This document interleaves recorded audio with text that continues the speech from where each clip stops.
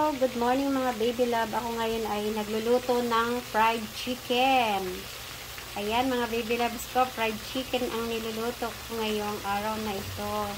At mayroon nga ako dito mga baby loves ng lumpiang toge. Ayan, kasama yan. At mayroon na akong lutong Shanghai mga baby loves ko. Ayan, may hilaw at may luto. Oh, diba? O, yung kung sino may gusto ng Shanghai, pwede umorder. Yan. Pre-order tayo mga baby loves. 3.25 ang Shanghai ko. O, diba? Yan na. Balik tayo sa aking fried chicken. Yan. Sarap-sarap yan mga baby loves. Thank you for watching mga baby loves. God bless you. Ingat palagi. Thank you sa panonood. Ayan na ang aking fried chicken.